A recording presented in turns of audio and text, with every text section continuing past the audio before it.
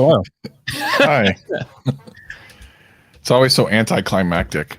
Yeah, I feel bad for the guy who's like, this is my first Gadget Cast live. And then he just comes in, he sees the countdown, and it's just us. Hey. Yep. Hi. This is the excitement you get on GadgetCast after a 2 week. This is the award-winning excitement you can only find on the GadgetCast podcast. Yes, indeed. Yes, indeed. Everyone's in the house. You know, I think we're all a little like off with daylight savings time, so I think we gotta abolish that. Can we cancel that? We should. I think they're going to. Are they? Yeah, I heard that there's like a law or something where they're gonna try to lock it in so it's not a thing anymore. It's confusing. It's just weird. It just shows how time is a man-made construct. Yeah, if we can change things. I mean, let's get like 48 hours in a day, and like you work like 8 of them, and then the rest is up to you. I'm running for president. That's my slogan: 48-hour day. You only work 8. I agree. It's ridiculous. No part of it makes sense. It's silly. We need longer days with more sleep time included. Longer days and longer nights. I'm doubling. I love that idea. Let's do it all. Man, I'm just tired. I got to get a video out. I was actually supposed to have it out yesterday, and then today. It hasn't even been edited yet.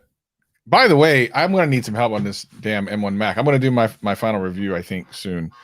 Okay. But why is it that I'll take a like 7 or 8 gig file and edit that file, but when I'm done, it's 100 gigs on my hard drive? Why is that happening all the time? Wait, why is it always like the project? Yeah, the project file is like 100 gigs. Like, why is that? That's how it is. I don't know. That doesn't make any sense. What are you talking about? I only have a 256 drive. I don't have a lot of options. I can do one project at a time, which is okay. That's all I ever do. But still, why is a project file like 10 times the size of the video file? I don't understand that. I don't do special effects. Do you like color grade and like render? No, not really. Not really. Render files. So yeah, they're just big. Can I just turn off whatever's doing that? No. Why not? Can't. But you can just hook up like an external drive and like edit off that if like you want. That's what I mean. I have that. But why should I have to do that? Why is it got to make something 10 times the size? That doesn't make any sense. I don't understand. I think it's so because like when you export it, you can like export like a giant like full video file that has all the information on it. But like when we like export to YouTube, we really don't need all that information because it's compressed anyway. So you just export it to like like a compressed file, and it takes like 4 gigabytes maybe.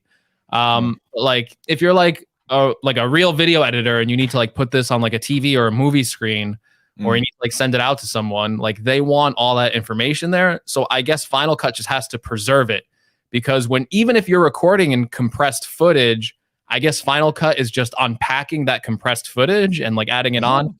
I don't know a lot about video editing. I feel like, we got to get like Jonathan Morrison on the show, be like, why are render files so large? And then maybe he could answer it. I feel like I might be lying to everyone here, so I don't feel comfortable doing that. Well, I feel okay doing it. It's ridiculous. All right. Well, we might as well start the show, I guess. Why not? I have to, as I was saying, well, I guess I can talk about it live, but really, I have to release a video that I should have released a couple days ago and edit it. So I'm going to have to tightly jump out of here at the top of the hour. So let's get this party started, because why not? Yeah. If you right-click on the library, you can go into package, navigate to the event, and delete all the high-quality render files. If you right-click on the library, I don't want to do all that. I don't know what that means. I don't want to. Why do I have to do? I don't have to do that with any of my other editing software. Why do I have to do it? It's a darn. They might as well tell you, like, hey, listen, if you have a 256 gig MacBook of any type, don't even bother buying Final Cut. Don't have it. It's not worth your time. It's crazy, because as it is, I am not faster at all. I'm still preferring LumaFusion for the easy stuff that I do. It's not that I'm using Final Cut, but I'm forcing myself to use it. But I haven't fallen in love with Final Cut yet. So we'll see. I'm gonna use it again today, and we'll see. All right, let's go ahead and let's start this podcast. Wait, just give me 1 second. I just right. remembered something. Let me see if I can get this. Did we get another voicemail or anything? I don't think we did. But yeah, we did. We did? Yeah. Oh, snap. Snaps. I just didn't have the mail account for the show on this computer. Oh. That. On a base by base cases. It's around like 2 minutes. Hold on. Cache it. Yeah, the file that gets really big is the project file. So I end up deleting it after I'm done rendering my stuff. It's just ridiculous. Anyway. I'll complain about that in my review. Like, listen, this is ridiculous. Never have I had editing software that blows up the file size by 10. And then everyone will be in the comment section. Why we need like we need a new email. This is crazy. What do you mean? What's going on? Oh, it's just like it's all spam. Like our that's always the case. That's because it's connected to our podcast. There. Yeah, that's why. So it is awful. I don't find this. There's so much spam. All right, might have we actually have someone write something in. Yeah, I think 619 WWE fan sent something in, and it's been.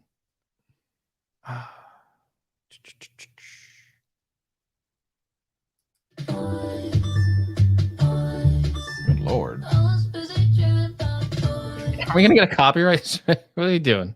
It's someone on Twitter who liked. Someone said no GadgetCast today, and she liked it. Looked at it. It's like this very like. I mean, well, listen.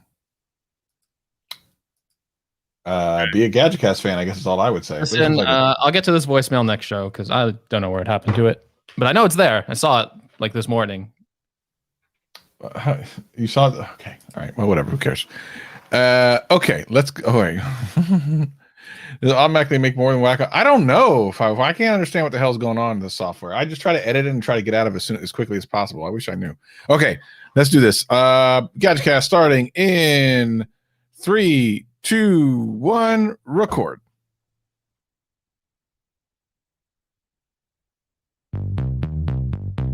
Discovery's 4 computers now have primary control of critical vehicle functions.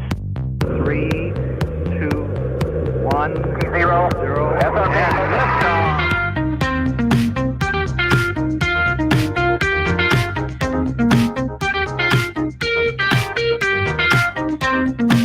Hello, world. We're back. Welcome to the GadgetCast. My name is Gregory McFadden, joined always with my co-host, Travis M.C.P. Space travel. It's so good to be back after a week off. Is it good to be back? Because, listen, we took a week off. All of a sudden, the clocks, they're an hour ahead. I'm extra tired. The sun's still out, which I guess is nice, but yeah, I don't know. I need my sleep, and I feel like someone just came in and canceled an hour of my sleep. So we're just gonna dedicate this whole hour to canceling daylight savings time. Yeah, for sure. I mean, I'm okay with that. I don't know that it's really necessary. I think there were reasons for it when it was first created, but I don't know if any of those reasons actually still exist. I don't know. It annoys everybody. I know it annoys me. I don't know which one's the best. I think the better one is the one where we get the extra hour. Let's keep that one, I think. Yeah. Or maybe, I don't know. Do we keep this one because it has more light? What we're in now, just keep it. Don't go backwards. Let's not change anymore. Winter, when you have when you live in a state with like seasons and stuff, like winter is always like a little bit more depressing. It's cold, and then it gets dark outside at like 4 a.m. and it's like, oh man. Yeah, I hate that. So if we just keep what we got going now, then it's less depressing. I think it cures everything. I think everything bad in our lives will just go away if we just change that one thing. That's the thing that's going to make the difference, huh? Yeah, that's it. So get ready. I somehow don't believe that. Yeah, they don't have daylight savings in Arizona. I knew that. True. My friend served in the military. He had to go to Arizona. He's like, they don't have daylight savings there. And I'm, maybe we should. I think Arizona, like cost of living, is like pretty. And you know what, Travis? We should build like a mega studio in Arizona.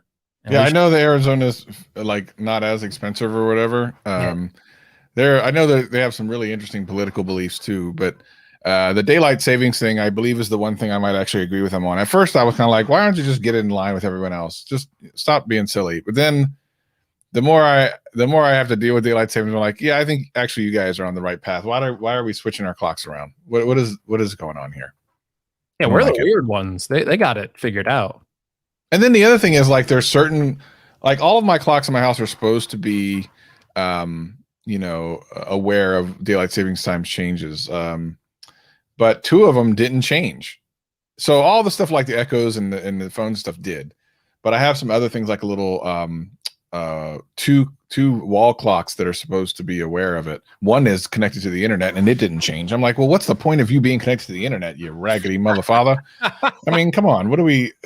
So you have an internet connected clock that did not change with daylight savings times. I figured that would be like the whole point of getting that. I hate that too. I mean, it shows weather, but I figured also, and when I looked in the settings, it's like use internet time. I'm like, yes, yeah, but what happened? Yeah. That's like the biggest benefit of owning all like this smart technology where it just sets the time automatically. It's like my stove is off, my microwave is off, my car is correct now. It was, I'd never change it, so I think it's correct now. So at least my car, I can properly tell time there. Yeah, there's I think 1 or 2. Well, I think there may be 1 clock in the house that's not set correctly because it's high up. And it's one of the ones that should have auto-corrected. So I don't know. It used to. For a couple of years it did. And in the last couple of years, it's like, nope. So I'm thinking of replacing it. Because what good is it if I got it specifically to do the one thing? Well, 2 things. 1, tell time. And 2, like change itself when it's supposed to change itself. And it's not doing one of those 2 things. Basically, it's doing half its job. And I think it needs to be fired for that. Yeah. Well, we said we dedicate the whole show to daylight savings time. We're about 5 minutes in, and I think it's a slog. I think we're gonna have to go back to the tech stuff. Listen, pretty interesting. I think this happened in the same week. Apple came out and discontinued 2 products. One of them I kind of saw coming, and I wasn't surprised about it. That would be the Imac Pro. They came out, I think it was earlier this week, and went, hey, no more Imac Pro. We're going to sell our remaining stock, but after that, we're not making any more. I think that came out in like 2017. I think a lot of people actually liked that product. It was expensive. It was like $5,000, but like for the professionals who needed it, like as an all-in-one package, 5K screen built in, the people who needed it liked it a lot, actually. Surprisingly, for like something that's not like repairable or upgradable. People seem to think it was a pretty good value. It was expensive, but like for what it offered, it was good.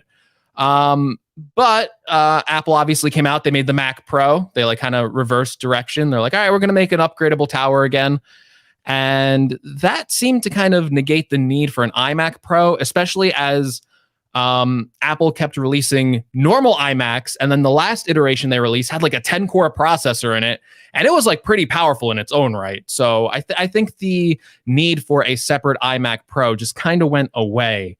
And now with Apple doing their own chips and everything with Apple Silicon, it seems like there's less of a need than ever. When we expect all these new computers to come out, they're all probably going to have very similar chips. I can't see Apple making like 50 different versions of its chips, one to put in like an iMac Pro and then one to put in the regular iMac.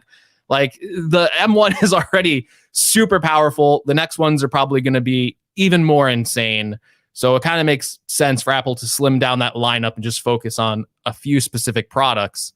And they can make the iMac, the bigger one, as powerful as they need to be for it to be considered pro level. So that I understood, like iMac Pro. Okay, gotcha. Like announce it now. You're probably going to be updating the iMacs this year. Why bother making any more of them? That's probably going to be like unnecessary cost for you, especially if you can't sell your remaining stock. The thing I was surprised about was the HomePod. I think this happened like Friday. This happened on Friday. Apple came out and said, we're not making the HomePod anymore. We're going to focus on the HomePod Mini. That's what really took me out of it. Cause like I knew the HomePod like wasn't a success. Like, listen, it launched at like $350. Amazon Echo and Google Home were like kicking its butt in like smart features. The only thing it really had going for it was it sounded good. But for $350, you got to deliver on good sound and you got to be really smart and you got to just like improve people's lives because most people really don't care about sound quality all too much.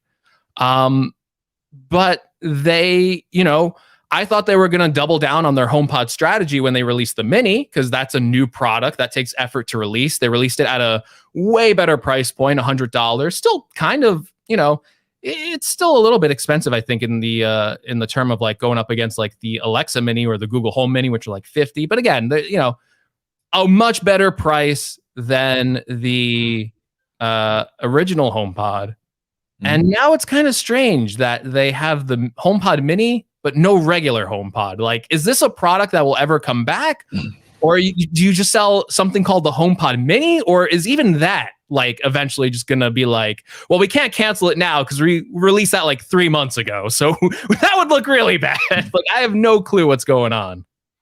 Yeah, I don't know. I think for the price and for what it does and the fact that it was so constricted as far as like what music kind of applications it could use, it just didn't make a lot of sense. Plus it was kind of late to the game, and while Apple generally speaking can play that game, they can come late to a game, iterate and do better and be fine. I don't know if it worked that well here. Now for $99, it's much easier for someone to go, oh yeah, let me check that out. As a matter of fact, I like it so much, let me get two. So I think this is actually the right move if they want to continue doing smart speakers, which pervasively are a good thing. Just ask Amazon. So if you can get enough of them into a house, I think if you look at it from Apple's perspective, it's much better to get 3 of them in there for the same price than just 1. Because the more of them you have in there, the more likely they're going to get used and the more they're going to be used for. And if there's more people in the house, maybe they'll want to, So I think this is the right move, assuming, of course, and we don't know this, that the Mini is selling well. Now, the HomePod had a lot of time to prove itself from like a, sales perspective. We don't really know what it sold. And it was actually released, the Mini was released just in time for like the holiday season. So that was perfectly timed too. So the other thing about it is you might have this false sense of how well the thing did initially, right? The Mini, because again, $99 it made. I almost bought one for $99 and I have no interest in it because I have smart speakers everywhere. It's just impulsive enough. So I think they should ride this wave for a while, see what happens. And if they can grow the ecosystem using the Mini and then leverage it into, coming back, bringing the Max back later or bringing a Max version back later, that might be a good idea. We'll see. Yeah. There's a lot of good comments here that I'd like to point out in the chat, saying reasons why like the HomePod overall failed. I think these are a lot of things that it missed out on. 504 said maybe if it launched with Bluetooth, that's definitely something, right? Like one of the appeals was the sound quality. Now, most people buying this probably have like iPhones and stuff like that. But like say like you had like an Android phone, you walked into like an Apple store and you're like, you know what? This thing does sound amazing. I want to get it and I want to put Spotify on it. Or YouTube Music, and you can't, right? Like you had to have Apple Music if you wanted to use any of the voice control features. And then on top of that, it's not like, okay, I don't need the voice control. I'll just Bluetooth it with my phone. No, you had to have AirPlay if you wanted to do that. So it was a very limited market, and the Mini still works like that too. So it's a very limited market. iPhone users, obviously, it's a huge install base. So when I'm saying limited, it really isn't, but like, you are automatically losing out on half the audience who might be interested in a good speaker. So from that perspective, it's not the best sales strategy. It's not something like maybe you figure like an Apple Watch. Is it that smart for them to open that up to Android? Or would that mean less iPhone sales because people would go, ooh, now I can use Android with an Apple Watch. I'll go get an Android phone and keep my Apple Watch because that's a better experience. With speakers, you don't have to worry about that, right? No one's buying a HomePod and going, or no one's going to be buying a HomePod and like, oh, that's the reason I'm going with iPhone is for HomePod. That I don't foresee that happening. So it's a weird strategy to cut off all those services. It's a weird form of lock-in. I know Apple is more locked in than usual, and they want you to use like their services.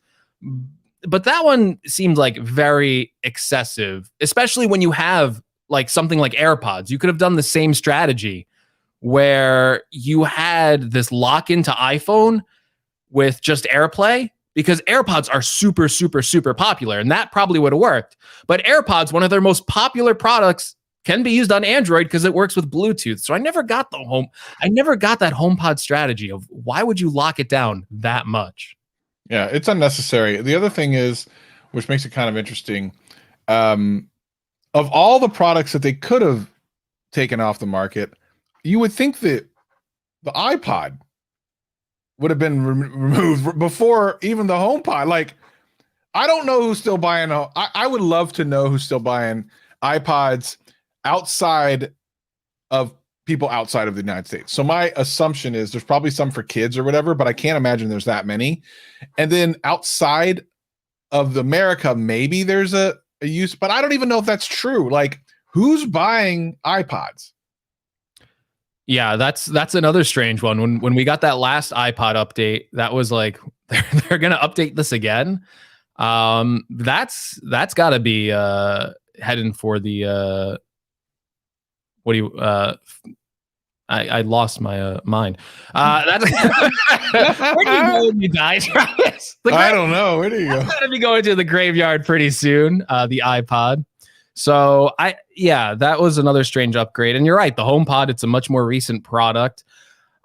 Listen, I think it's smart that they got rid of it in a way, but I don't know if they should have entirely given up on the concept of a higher end version of the HomePod Mini. I have two full-size HomePods. They sound really good. I like them. If those ever broke, I would like to replace them with something equivalent or better. And I don't know if this is uniquely an Apple problem or just a smart speaker problem, because what was it? The Google Home Max? They don't make that anymore either. That was also discontinued. That was like Google's version of like a giant smart speaker that also sounded pretty good. And they discontinued that as well. They really just have like the regular size Nest Audio. I know Amazon has like a higher end version that you really like. Yep. So, they still have that. And I think the Amazon one is actually priced like better. Like even like the Google Home Max was like $400 when it launched. It had the same problems that the HomePod did. But I'm kind of worried that maybe the average user really doesn't care all too much about sound quality. A lot of them have like regular AirPods, which we all know don't sound all that great. And they're fine listening to things on like their phone speaker, like blasting. So as long as they can like hear it and as long as it's loud, I think that's what most people care about. A lot of the $100 smart speakers will do that. But in terms of overall like fidelity, I don't know if there's that big of a market for higher end sound quality speakers for these bigger companies. You look at something like Sonos, they obviously have a whole business making these types of speakers. If Apple's gonna discontinue their version, I would hope they would be more willing to incorporate with a partnership of someone like Sonos to get their products working. I mean, they already have like AirPlay, but I don't know, maybe you could do like Siri or something with it. Or what I would kind of really like Apple to do, and I don't know if this is reasonable or not, either launch a new HomePod, go make like a $150, $200 version, have it sound like pretty close to the original, but focus more on like the smart home stuff. I think that would be a smart product move to go into, just to have that higher end product for the people who want it. Yeah. But what I would really like to see, Travis, and I think you might agree with me on this, I would like to see some sort of like home theater setup. Like, I don't know if it's like a soundbar or soundbar-like product. Again, if you build out your home theater, it's going to sound better. But where Apple could really dominate, maybe not even dominate, but it would just be a cool product, is something that went really well with like the Apple TV in like home audio, spatial audio, what they're doing on that front. I would love to see that.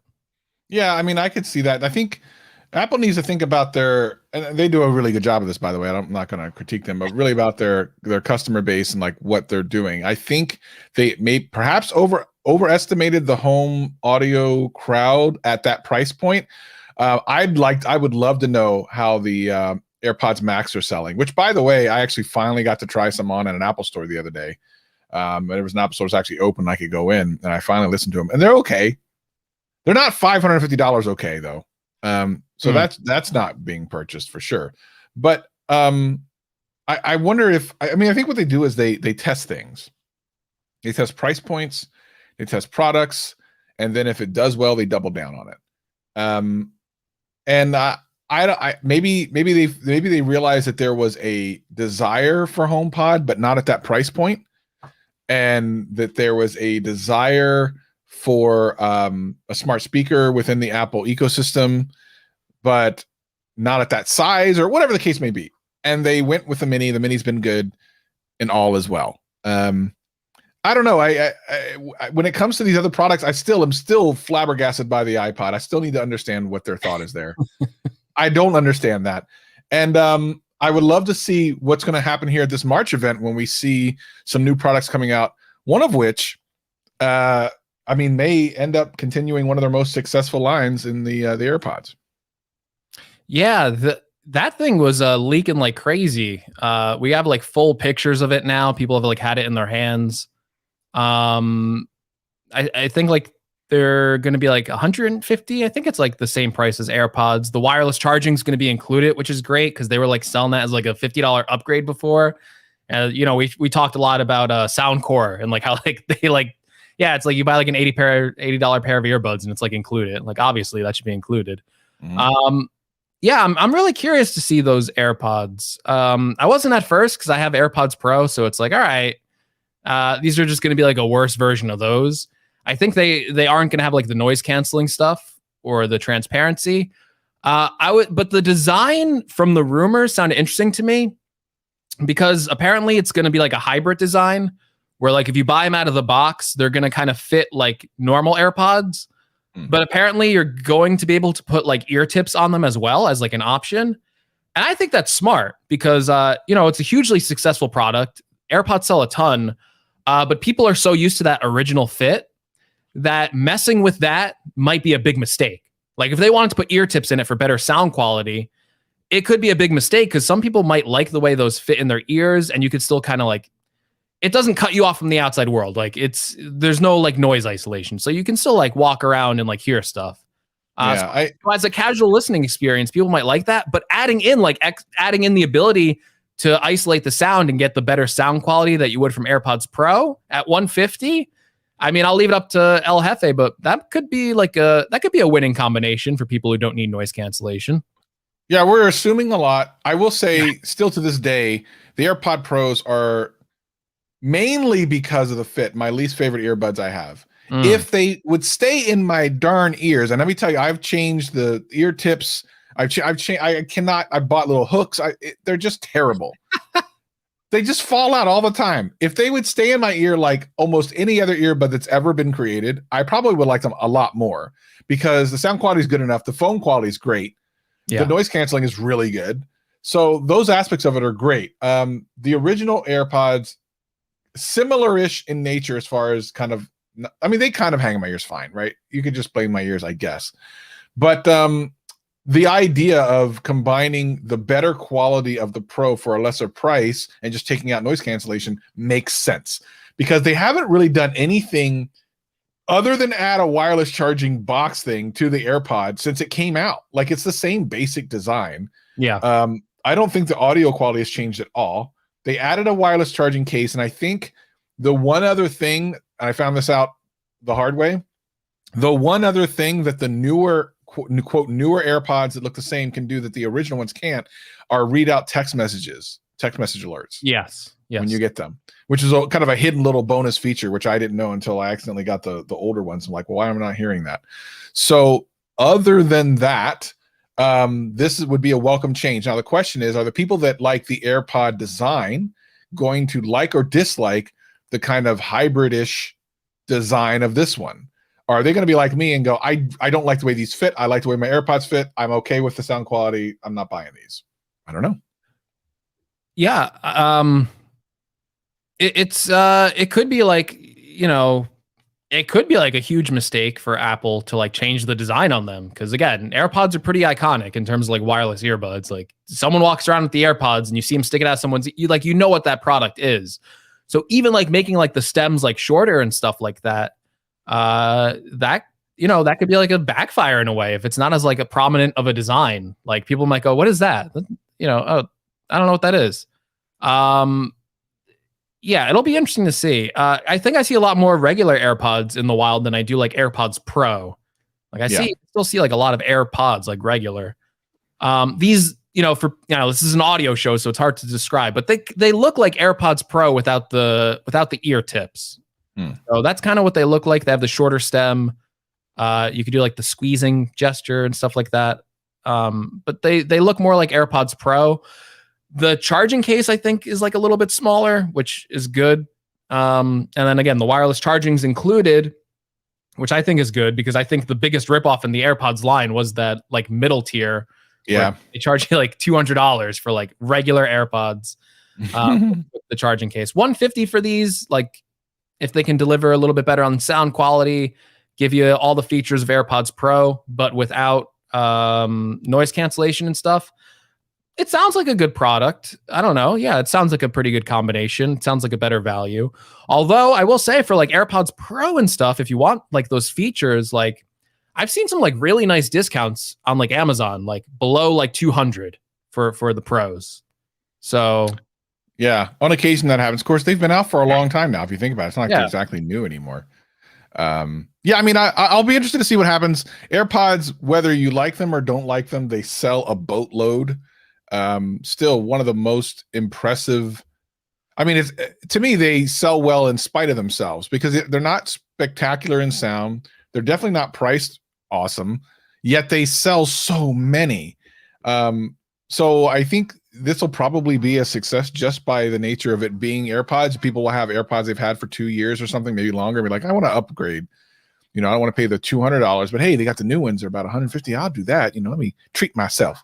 And now with people doing calls and video calls and stuff, using AirPods all the time on these video calls, it's just, they can say, hey, it's a business expense or it's something that I need to use for school or whatever. Like you can rationalize it so much easier than maybe you could a year ago. So well timed. I mean, we'll see what happens. I'm sure that the leaks here are so weird because I think the latest leak is the actual like device, like someone actually has the device. Yeah, someone literally just has them. Like, hey, which is kind of rare for Apple. Typically, it's like these, these renders and stuff. But I saw some pictures of what apparently is the actual thing. Now, the other thing about this is, do we know that it's the actual thing? Because the knockoffs look really good too. Like if you look at the AirPod Pro knockoffs, they look just like the regular AirPod Pros. So this could be a knockoff. Who knows? Yeah, we'll see soon enough. I imagine these are much easier to sneak out than like an iPhone, right? Like, it must be much easier to like pocket out, and that's probably why there's like pictures of them. Yeah, a lot of people are talking about Soundcore. Of course, we are huge fans of Soundcore. Our actual Gadget Cast headphones, for those of you watching the YouTube stream, are custom made by Soundcore with our logo on them. We absolutely love Soundcore. We've been doing, we've used their products. We've worked with them. We just love Soundcore. So if you're looking for great sounding quality, and we're not sponsored, but if you're looking for some great sound quality for some headphones that are not expensive, whether they be earbuds or headphones, go to Amazon or wherever and look up Soundcore. You will not be upset. The ones that we use on GadgetCast are called the Q10s. I think they have Q30s out now, so just check them out. Yeah. Like if you have an iPhone, AirPods are pretty good. Like if you have an Android though, there's a huge market of wireless earbuds that you really should be looking at, and Soundcore is definitely one of them. I know they just recently came out with the Liberty Air 2 Pros, and those have noise cancellation.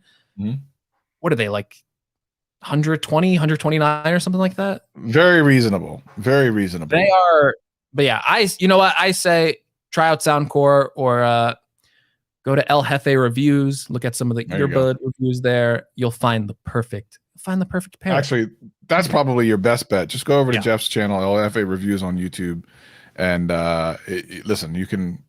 You'll know he's reviewed so many different earbuds and headphones that you'll get your answer. Our good buddy Jeff from El Jefe Reviews. Yeah, actually, someone asked in chat. It's a really interesting question. How many of the GadgetCast headphones do we have left? So originally, when we got them, for those of you who've been longtime listeners, you will know the original pair got lost on its way to me.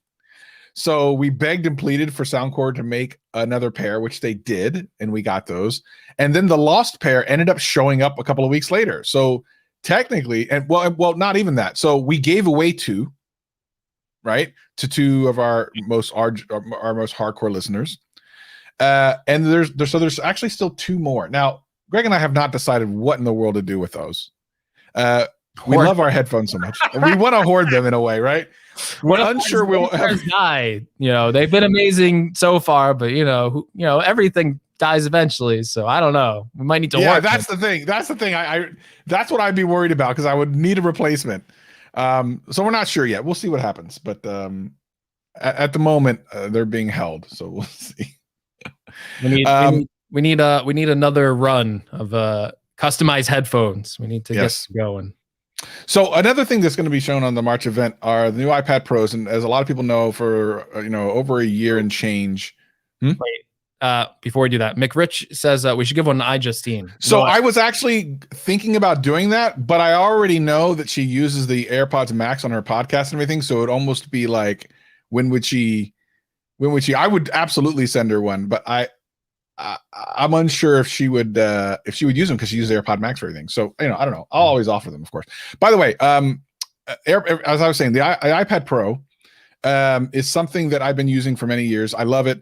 I'm probably going to sell my 12.9 because now I have the MacBook Air. It's almost redundant. But you know me and new shiny things, the new iPad Pros looks like they're going to be announced, and then I'm going to be looking at the new shiny thing, and I'll be like, but I still do love iPads. I don't know, Greg. What? And I don't. This time, now that I have an actual laptop, I don't think I need the bigger iPad. Except I hear that it's the only one that's gonna have the mini LED, which is like, no. Well, wait a minute. Yes, that can't be right. Oh, I know. I've been thinking about this too. I've been so conflicted with these iPad Pro rumors, and yeah, one of the rumors is that like the 11-inch version this year is not the one to get. Like, apparently it's not going to have a mini LED. And that's what I'm excited for over everything else. Like a new chip, great, a little bit faster. The current iPad Pro, as much as we're like, it had like a bad chip upgrade, it's not slow. Like, it's still like fine. Like, nothing slows down on me for me on it. The mini LED though, if that's only on the 12.9, I got to get the 12.9 because I love how Apple displays look. And every time they've introduced like a new display technology, whether that's Retina, whether that's like the wide color stuff, whether that's ProMotion, the fast 120 hertz on the iPad, every single display upgrade that they've done, it's like it's hard to go back to the other thing. I have a feeling that mini LED is going to be very similar. Like if they're actually like taking the time to like put this in, I've seen that technology on like certain TVs too, and it makes like a huge difference when you have like, especially when you're like watching like movies and stuff and video. And I think like with like editing and stuff like that, you're probably going to get like a really nice like HDR screen where you can like properly kind of edit like HDR footage. So I think as like a creator, like you might want to get that 12.9 inch version. I don't know. It's gonna be tricky. I guess you'll have to see it in person. But yeah, I'm leaning towards 12.9 if that's true. Yeah, I need to see it in person. It would be a shame if they did that, but it would totally would be an Apple-esque thing to do. I was actually settled in getting back to the 11-inch. I was actually kind of excited to go back down. And the main reason that I went up to the 12.9 is because I was using it primarily as my editing machine, so I wanted a bigger screen. I don't need that now anymore because I'm using my MacBook Air, and having something a little bit more portable would be better. The thing is heavy, especially with the Magic Keyboard, which I have, it just makes it too heavy. So I was looking forward to it. But to your point, if it turns out that the only way you can get it with a mini LED is to get the 12.9, I'm like, I'm crushed a little bit, but it does feel like an Apple-esque thing that would happen. Now, do you think this is like, I mean, we're talking about rumors here. We have no, the 11-inch version could be exactly the same, but there's a lot of people I trust who have basically said like, hey, it's not coming to the 11-inch. Do you think that means there's a couple questions I have. Do you think that means the 11-inch Pro is like not gonna be upgraded at all? Like the iPad Air is already there. It's 10.9 inches, might as well be 11 inches. Looks pretty similar. Like you could sell the iPad Air and then a 12.9 inch iPad Pro. It covers all the price. Like the current iPad Pro and the iPad Air, very, very similar devices. So they could maybe eventually discontinue the 11-inch. Who knows? Or do you think it's the 11-inch is too small to fit this technology into it?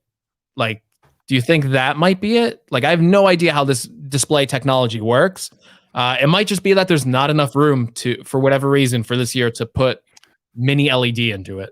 That's rarely the issue with Apple, because think about it this way. Like Apple didn't use wireless charging for a while after the technology was out because they wanted it to work a certain way. Same thing with in-display fingerprint sensors. The technology has been out for a long time, so it's not a matter of the technology not being able to be done. It's usually have something to do with the way Apple wants to implement it. So my guess is it has nothing to do with, does the technology work in this particular way? Can it work? It's probably more to do with, does it work the way Apple would be happy with it at a price that they wish it would be at, so they can make their margins and everything. It's probably more like that. The question is, will we see that? Are these leaks? Well, and at this point, this is not one of those leaks where someone actually has one that's an 11-inch and looking at it and showing pictures and going, look, it's not, a mini LED or whatever. I don't know what to think here, because in a way you literally could say there won't be an 11-inch iPad Pro because the Air is so close. It's got the newer processor.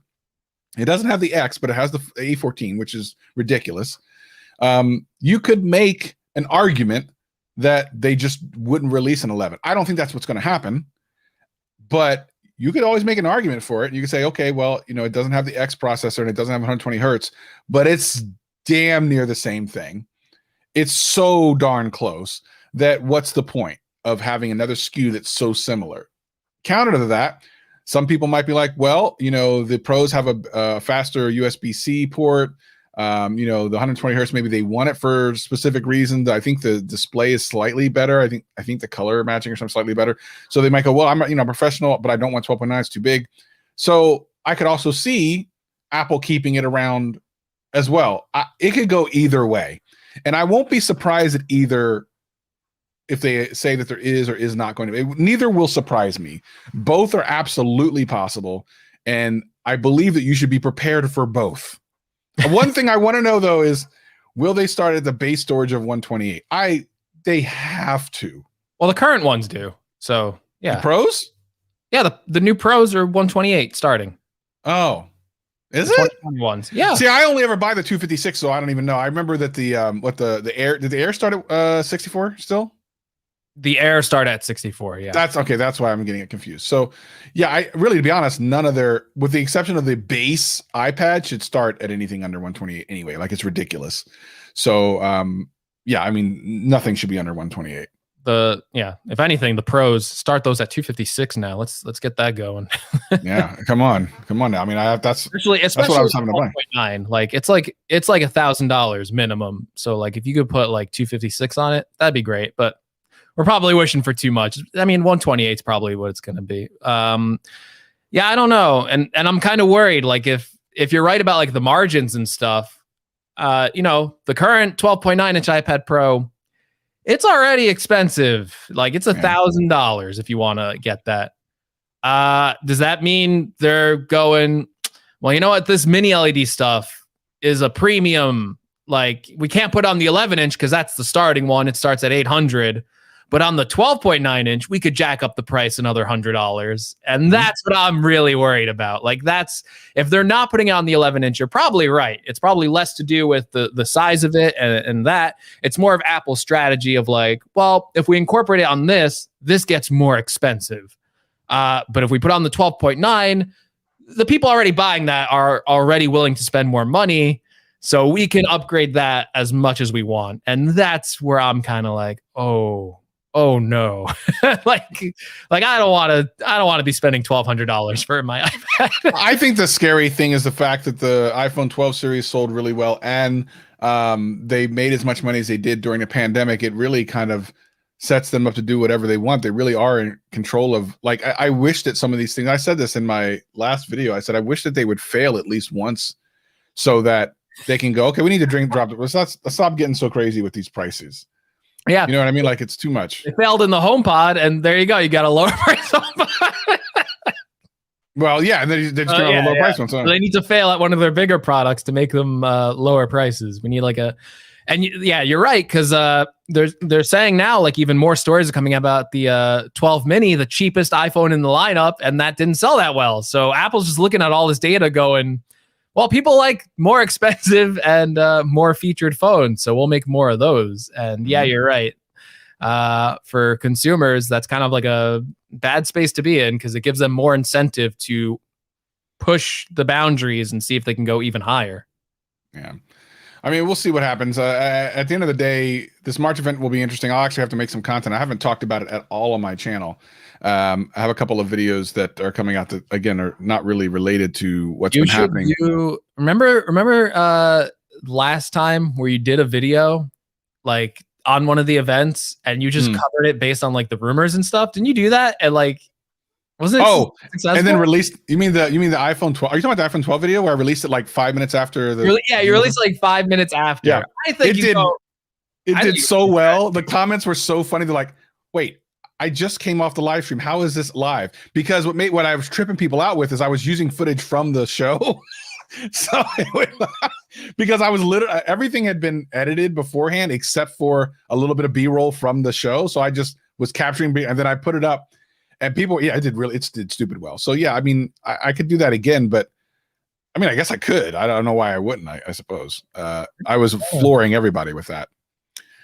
Yeah, I mean, at the end of the day, I would love to see if Apple comes. So I hope that the Mini does well, because I want Apple to really concentrate on more budget level price devices, even though they probably won't. That could be like a game-changing thing. The SE, I hope it sold really well so they can continue, chasing that tiger, so to speak. I think that was a great first step in the right direction. But I don't know. I think their thing is you get like a $40 cord for your phone and a $1,000 stand for your $5,000 monitor, and I think that's kind of what they do, and they like doing that. Listen, to be fair to Apple, I just recently made a video saying they should make a MacBook SE. They should make a $699 MacBook, and I think it would be a huge hit because it would open up them to a huge new audience of Windows laptop buyers, which there are many. And they look at a $1,000 MacBook Air, as great as it is, and I think it's a great laptop, don't get me wrong, but still, a lot of people look at that price point, $1,000, and it's just a non-starter. There's no way they're going to spend $1,000 on a laptop. Now, even if you bring it down to $700, you might go, well, $700, $1,000, not a huge difference. There's so many people that will not buy a $1,000 laptop, but they'll buy a $700 laptop. That's within their budget. They, maybe they're in the market for a $500 laptop and they could go $200 more. They can't go double, but they can go $200 more. It would be a huge market for Apple. They would still be able to hit a lot of the margins they want to hit, especially if they use like the MacBook Air design, keep the M1 in it, rebrand it as an SE, maybe drop a couple features. They would just get a whole new audience that they've never had before because their laptops start at $1,000. They're very expensive. Even if they're good, they're very expensive. So I would love to see them do a $700 MacBook SE, put an M1 chip in it, right? While we're on like the M1X or the M2, just keep the M1 in it. It would be such a great laptop. So many people would gravitate towards it that have never tried a Mac before. And I think it would just be a huge hit for them. And I said in that video, to give Apple credit, they are known as this like premium brand who releases like expensive products. But over the past couple of years, they've released a lot of great stuff. The iPhone SE, the regular iPad, and the Apple Watch SE, I think are all really good values for what they offered. Yeah. So, they're moving at the same time while they're getting more expensive. They have been moving in a direction of offering cheaper products that they normally wouldn't used to. So I would like to see them continue in that direction as well. And I think the lineup that needs it most right now is their laptop lineup. Because even, we can look at these iPad Pros and go, they're super expensive. But you look at like the regular iPad and it's like, it probably needs a storage upgrade at this point. But in terms of like power, it has an A12 in it. Like that thing is going to be supported for so long. Yeah. So I would, and there's rumors about that coming too.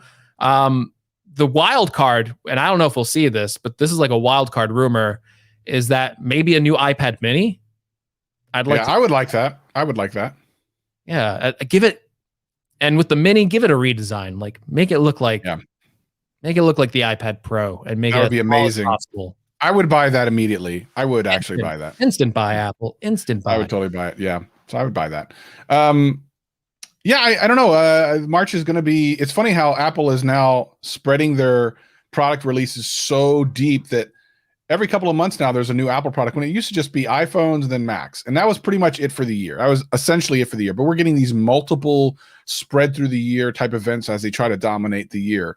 We keep getting this message in chat about John Prosser saying something about the iMacs may come closer than leaks are expected. I mean, there's no way to know. Well, this guy listened to the Genius Bar podcast, so I don't know what he's doing here. I mean, yeah, exactly. Why would you listen? Clear that if you listen to Genius Bar, you can't listen to No, we've already talked about that. Yeah. Listen, John Prosser obviously has a lot of good information. He's been right so many times. I don't think we would, or at WWDC, this guy's saying. So yeah, at WWDC, I think we'd see the. No need to apologize. I was just kidding. I don't think we'll see the iMac at this event. At WWDC, which should be in like June. Yeah, I think we'll see a new iMac around that time. That makes sense to me. It's been long rumored. So I think this event will probably focus on the iPads, the AirPods, AirTags. I don't even know if you want to talk about that. I'm not excited for that at all. But yeah, and then in WWDC, I think we'll see MacBooks and iMacs. I think that makes a ton of sense. Yeah, I think so as well. This year, it makes sense for there to be refreshing every single portion of the PC lineup of their PC lineup with M1. Like whether it be iMac, Mac, whatever they're keeping, every one of those devices should get an M1 version upgrade. There's no reason not to, I think, at this point. Yeah, M1 or higher. Well, yeah, I'm just saying the M1 series. Gotcha. Whatever that is. The M series. I should say M series, because what happens if the M2 comes out by the end of the year or something crazy like that? We're saying M1X. It could be M2. Who knows? Yeah, whatever it's going to be called. Do you have anything else to say about iPads or? No, I mean, I don't. 619 is asking about $5,000 best of best iPad iPhone. I'm not sure what that means. $5,000 iPad. Let's do it. iPad Ultra. I don't know. Ultra iPad Pro Max. Yeah. So again, AirTags. Are you like excited for this at all? Like I've heard about this for like the last 2 years, and it's like I can't think of like a worse time to like launch this product either. So I don't know. Like I lose things. I don't know if I'd attach. I guess I'll cover it. Like I'm trying to think. Like what would I attach it to? Like my keys, maybe. I mean, the thing is, there's probably some really great uses for it. But again, I'm not going very many places. I think this is one of those unfortunate products that would have released a long time ago if people were actually out and about doing things. So I'm a little I'm a little concerned about this product in ways that I wasn't concerned about other trackers, like a tile tracker or something like that. Apple is a very popular brand, and when they do something, it opens up like a market segment to people who have like never even thought about buying one of these products before. Because Apple makes it, they will all of a sudden get it in their heads that they should get this product. And sometimes that could also like lead to like bad things. I know when AirPods came out, all of a sudden Apple added this feature where like you can use it like as like an accessibility thing, as like a hearing aid. So you'd put your iPhone on the table and the microphone from the iPhone would take that conversation and put it directly into your ear. So it would help people who are like hard at hearing. Great feature. But then all of a sudden you saw people using it for like nefarious reasons where like they would leave the room, leave their iPhone at the table, still have the AirPods there so they could eavesdrop in on a conversation. AirTags, right? Like obviously it's going to, people lose things. You lost your bag and you had your AirTags in them and it helped you get it back. You're going to love the product, right? Like that's an instant, oh my God, without this, I would have lost my $1,000 bag.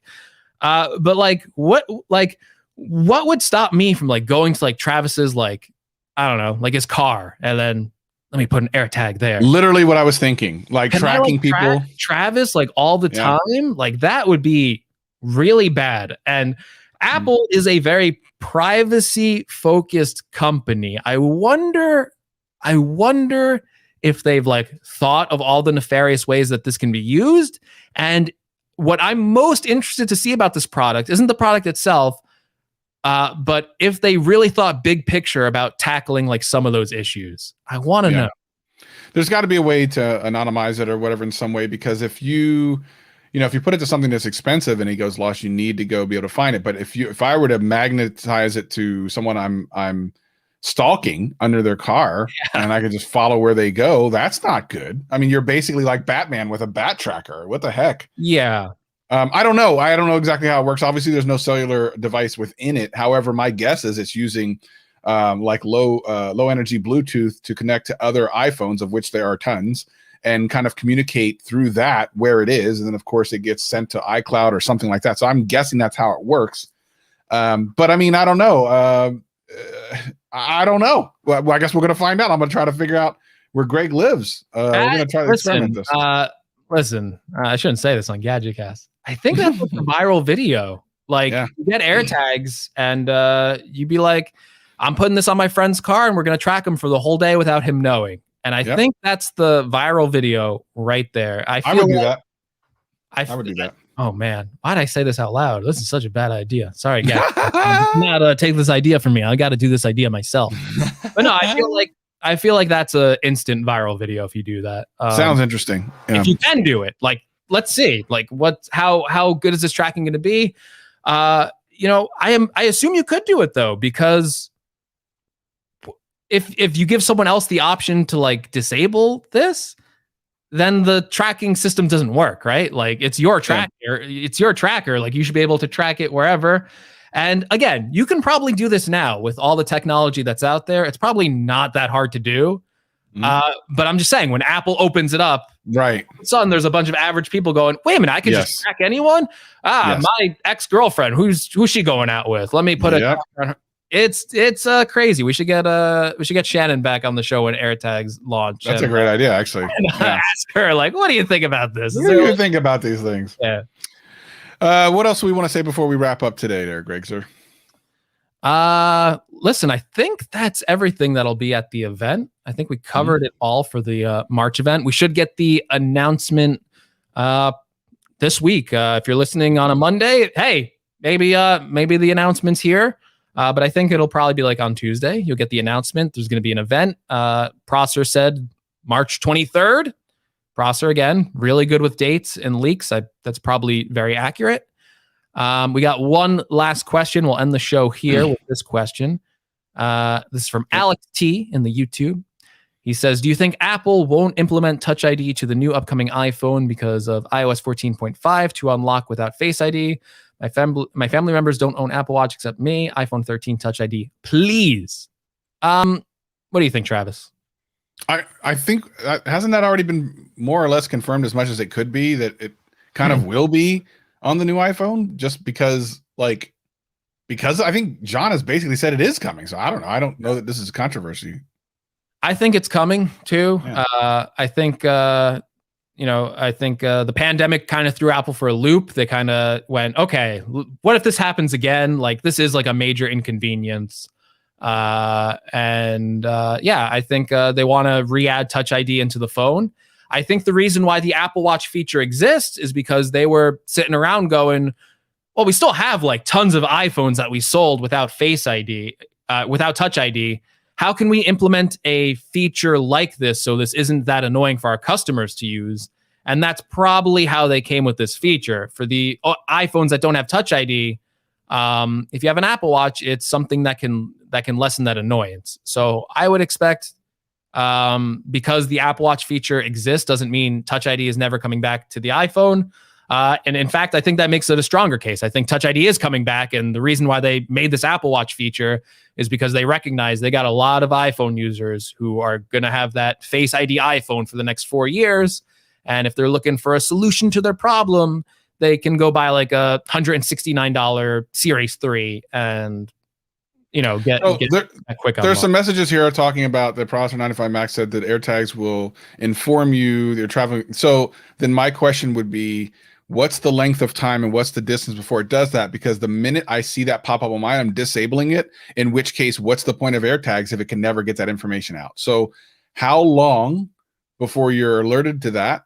Otherwise, AirTags becomes pointless. So maybe there's some type of magic number, like if it's in your area for 10 seconds, it's fine. But I mean, I don't know. I mean, we're all assuming. I missed that. Yeah, we are assuming. I mean, listen, Apple's the privacy company, right? Like, if they thought about it, I'm sure they have. Like, I want to see it. I want to see this to see if they thought about that. Travis is right, though. It's a hard system to implement. It sounds easy, right? Like, oh yeah, if the AirTag's been in your car for 10 minutes, you get a pop-up going, hey, there's like a AirTag on your car. It's not yours. But like, you go sit at a store and you're in there for 10 minutes, is all of a sudden you're going to get a notification on your phone going, hey, there's an AirTag that doesn't belong. Yeah. Like, these could be very popular products. There could be AirTags everywhere. And then you start ignoring them. Yeah, exactly. Yeah. So it's not as simple as, oh, it's this thing. And there's always another level to it. 100%. You go to a Starbucks and you sit there for coffee and you get 27 alerts about these things. You're just going to straight up turn it off. And if everyone does that, then AirTags are pointless, useless, and they don't work. And hey, this feature could work perfectly, right? It'd be like, oh, whatever. Somehow it knows, right? Whatever. It could work perfectly. Mm-hmm. All of a sudden, you could take that. You could take the AirTags, put them in like a tin or something like that blocks your iPhone from receiving that signal, but you can still track it. So there's a lot of things that we need to see as these come out, and they could be a super popular product. They could lead to some problems, but that's what I want to see. Yes. If Apple can solve, or if it leads them into like a scandal, because it is potential. It is a product that could potentially be scandalous. I hope it's scandal, because then I can make a video about it. Speaking of that, I'm going to be releasing a video probably by the time you hear the audio podcast. Actually, one of the reasons I'm leaving the podcast right off is I need to go finish editing it. I have some really fun ideas for videos coming up. There's one that I'm kind of excited about because it could be a train wreck, and that's what makes it fun. But in order to shoot it in a way you can see what's going on, I need to set it up, which I'm too lazy to do at the moment. But I have some fun videos, so make sure you check out my channel. Links are in the description and, of course, in the show notes. Same thing for Greg. He just recently released a video today about the Apple Watch I saw, which was good. Yeah. Need it. Go buy one. Go buy one. Link. And the links in the show notes and in the description. You can always leave us a voicemail, send us an email, and hopefully Greg will find it, remember it and not lose it like he has done several times before. Secret email. I need like a secret email that I only like announce on the show, and then no one ever acknowledges it. We can do that. Anyway, thank you everyone for joining us today. Of course, he's Greg. I'm Travis. This is Gadget. Oh no, I hit. Jeez Louise. Okay, I accidentally hit record stop. Instead of hitting the sound effects, I'm going to send you two files. I'll use the audio on this end. Go ahead. Yeah. All right. Peace and love. We'll see you next week.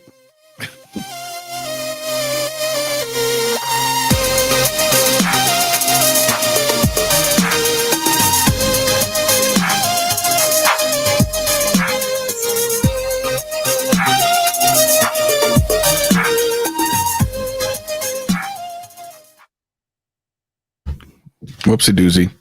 That's fine. Get it. Yeah, I've actually got to go finish editing this video. It's 2 days late. I mean, I could argue it's almost a week late, but I'm just going to give myself a little bit of grace and say it's 2 days late. The second we ended the show, what? Someone said they thought of a solution. It'll like pop up a notification from your iPhone. Do Android users get that notification, or is that? Yeah. I'm assuming it doesn't work with Android phones, but I don't know that. Yeah, so I'm assuming it's an iOS thing. Hey, that's see, a lot of problems. I got 99 problems, but air tags ain't one. All right, everybody. Thank you so much. We'll see you guys next time. Peace and love. Peace and love. Bye.